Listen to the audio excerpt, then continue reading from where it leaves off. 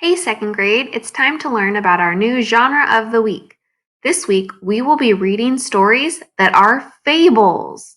Have you ever heard of a fable before? A fable is a fiction story, and remember that fiction means it is a made-up story. But a fable is a special type of fiction story.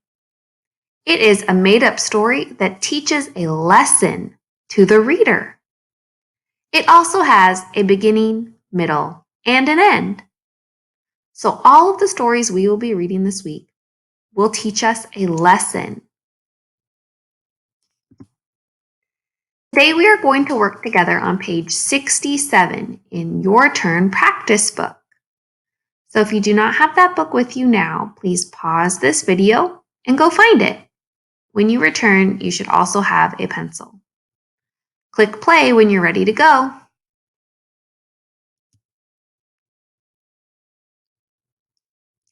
All right, second graders, we're back. This is a short story titled The Fox and the Grapes. I'm going to read it out loud to you and then read the questions that go along with it. You should see this story on page 67 in Your Turn practice book.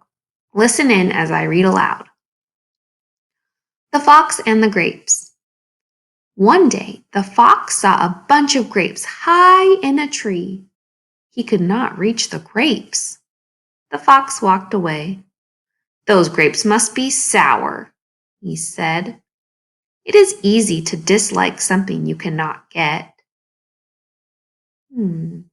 Before I go to the next slide, second graders, if we know this is a fable, and fables teach the reader a lesson, what do you think was the lesson from this fable? Important to think about as we move on to the questions. Answer the questions about the text. Number 1 reads, how can you tell that this text is a fable? Well, it was a made-up story, and I think it's teaching us a lesson, and it had a beginning, a middle, and an end. Number 2, what happens at the beginning of the fable? Well, let's go back and look, second graders. At the beginning, it says the fox saw a bunch of grapes. So I'm going to go back and look at number 2 and remind myself the answer to number 2 is, at the beginning, fox saw a bunch of grapes.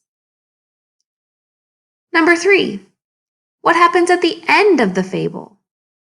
Well, it's always important to go back and check in the text. So let's take a peek. At the end of the story, the fox walked away.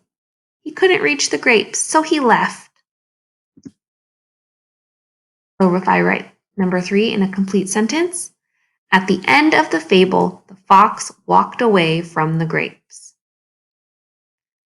And number 4, what lesson does the fable teach? What lesson was the fable teaching us? Let's go back and see if we can find the lesson written in the story. Lots of times, fables will tell us the exact lesson.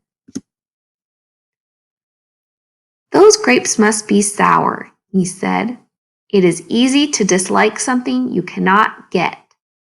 Wow, it told us the lesson right there at the end of the story. It's easy to dislike something you cannot get. So Fox wasn't able to reach those grapes, so he just walked away, and he decided he probably wouldn't like them anyways. And it's easy to dislike it if you can't get it.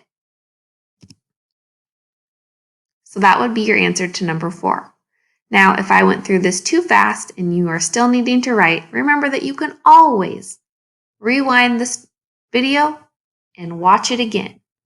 Remember that this week we will be reading stories that are fables, a made-up story that teaches a lesson and has a beginning, a middle, and an end. Can't wait to see what stories we read next.